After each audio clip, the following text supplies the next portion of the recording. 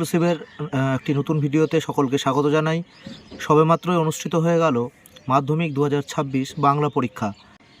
যা আশা করেছিলে তোমাদের আশার মতোই কিন্তু প্রশ্ন হয়েছে, খুবই সহজ প্রশ্ন।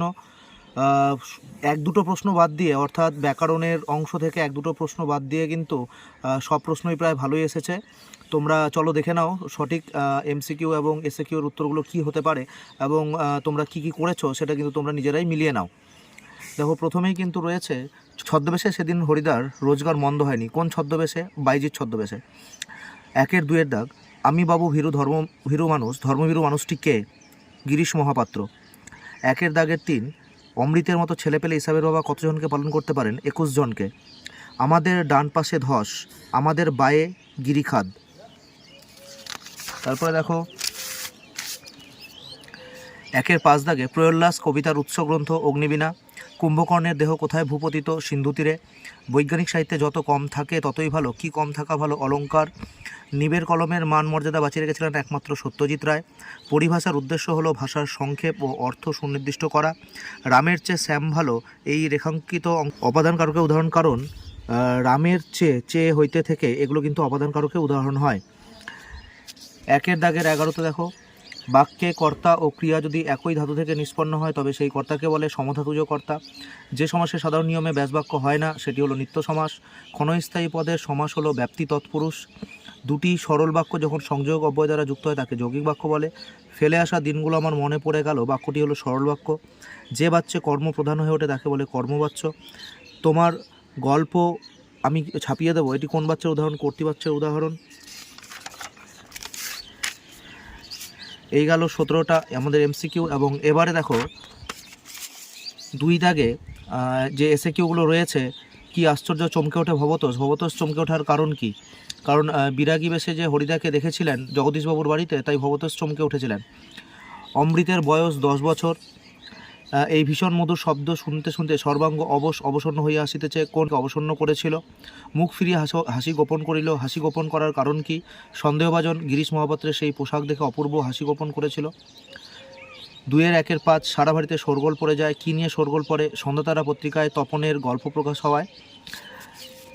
2-এর দাগে কবিতা অংশ থেকে দেখো, দণ্ডচারী এই মতে এক দণ্ড মানে কত সময়? 24 মিনিট। এক দণ্ড মানে 24 মিনিট সময়। ক্ষমা করো আফ্রিকা কবিতা থেকে দিয়েছে।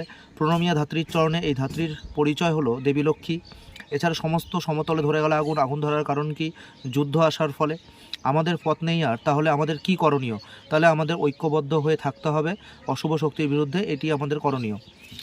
এছাড়া আমাদের যে প্রবন্ধ অংশ থেকে 2-এর 3-এর দাগে দেখো, তুমি সবল আমি দুর্বল, তুমি সাহসী আমি ভীরু। সেই ফার্সি কবির কথা অনুযায়ী তুমি হলো কে? কলম।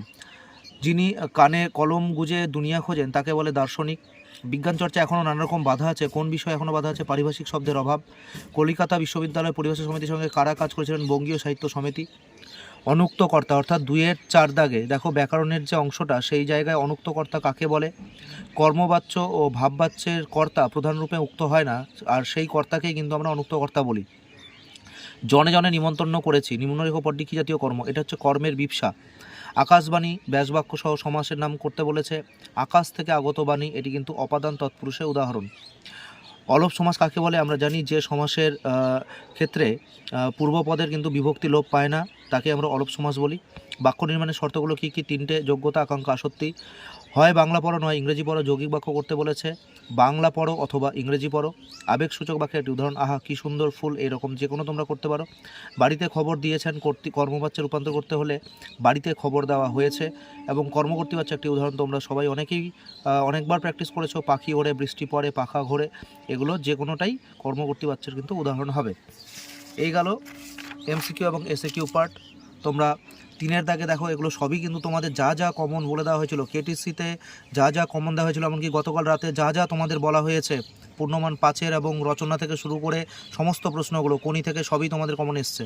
একবার দেখে নাও 3-এর 1-এর দাগ, আমাদের বহুরূপী গল্প থেকে সঞ্জেন হরিদা কী কাণ্ড হয়েছে, অর্থাৎ জগদীশবাবুর বাড়িতে যে সন্ন্যাসী এসেছিলেন তার ঘটনা লিখতে হবে। 3-এর 1-এর 2 একটু মমতা বোধ করিল বটে। 3-এর 2-এর দাগে দেখো, কবিতা থেকে হাসিবে মেঘবাহন, অর্থাৎ আমাদের অভিষেক কবিতা থেকে। আসছে নবীন জীবনহারা, অসুন্দরে করতেছে দন, প্রয়োল্লাস কবিতা থেকে। এছাড়া পূর্ণমান 5-এর কালকে রাত্রে যেগুলো তোমাদের দেওয়া হয়েছিল, দেখো গতকাল রাত্রে 4-এর 1-এর দাগে তার চেয়ে দুঃখের কিছু নেই, তার থেকে অপমানের অর্থাৎ জ্ঞানচক্ষু থেকে। এই জানোয়ারটিকে ওয়াচ করবার দরকার নেই, পথের দাবি থেকে দেওয়া হয়েছে। কবিতা থেকে অস্ত্র ফেলো অস্ত্র রাখো পায়ে, অস্ত্রের বিরুদ্ধে গান কবিতা থেকে দেওয়া হয়েছে। 5-এর 2-এ অসুখী একজন থেকে বারবার বলা হয়েছিল যে অসুখী একজন একটা কবিতা পড়লেই কিন্তু তোমরা কমন পেয়ে যাবে, সেটাও সেই মতোই এসছে। সে জানতো না আমি আর কখনো ফিরে আসবো না। আমাদের প্রবন্ধ থেকে দেখো আশ্চর্য সবই আজ অবলুপ্তির পথে, অর্থাৎ কলম অবলুপ্তি থেকে হারিয়ে যাওয়া কালিকলম থেকে দিয়েছে। এবং আমাদের আলংকারিকগণ শব্দের ত্রিবিধের কথা বলেছেন, এটি কিন্তু আমাদের সেই বাংলা ভাষায় বিজ্ঞান চর্চা থেকে এসছে। সিরাজদৌল্লা থেকে তোমাকে আমরা তোপের মুখে উড়িয়ে দিতে পারি, কাকে উদ্দেশ্য করে বলা হয়েছে, বক্তার এমন বলার কারণ কি, এবং জাতি সৌভাগ্য সূর্য আজ অস্তচলগামী, বক্তাকে। কোনি থেকে দেখো, কোনি থেকে কিন্তু তোমরা 3টে প্রশ্নই কমন পেয়েছো, তোমাদের যা পড়ানো হয়েছিল মধ্যে পুষে রাখো, এটা তো এসছেই।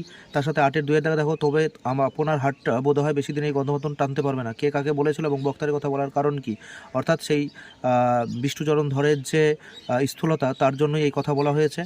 ফাইট কোনি ফাইট, সাধারণ মেয়ে থেকে চ্যাম্পিয়ন হয়ে ওঠা, কোনির কী ধরনের ফাইট করতে হয়েছিল সেই কথা, অর্থাৎ কোনির যে পারিবারিক জীবন বা কষ্টের জীবন, সেটা কিন্তু এখানে তুলে লিখতে হবে। এছাড়া তোমরা দেখো বঙ্গানুবাদ খুবই সহজ। We are living in an age of science, অর্থাৎ আমরা বিজ্ঞানের যুগে বসবাস করছি, এই নিয়ে একটা হচ্ছে বঙ্গানুবাদ তোমাদের এসছে। আর প্রতিবেদন সংলাপ দুটোই তোমাদের কমন, 100% কমন ছিল এগুলো। সাবধানে চালাও, জীবন বাঁচাও, কাল্পনিক সংলাপ এবং রক্তদান জীবনদান প্রতিবেদন। আর রচনায় তো তোমরা দেখতেই পাচ্ছ যে তোমাদের ধরতে গেলে প্রায় 3টিই কমন, কারণ বিজ্ঞান মনস্কতা কুসংস্কার তোমাদের বারবার করে বলা হয়েছিল। বাংলা উৎসব তো তোমাদের চলেই এসেছিলো, এটা ধরে নিয়েছিলে তোমরা। এবং আত্মকথা বলেছিলাম যে তোমাদের একটি আত্মকথা আসবে, সেই হিসেবে তোমাদের কিন্তু রচনা 3টে কমন। তো প্রশ্ন যথেষ্ট সহজ হয়েছে, এবং যা যা কেটিসিতে তোমাদের বলা হয়েছিল, কেটিসি এক্সক্লুসিভে এবং কেটিসিতে যা যা তোমাদের বলা হয়েছিল, সেই প্রশ্নগুলোই তোমরা দেখতে পাচ্ছ এসেছে। সবার পরীক্ষা আশা করি ভালো হয়েছে। আগামী পরীক্ষাগুলো তোমাদের ভালো হোক, এই শুভকামনা রইল।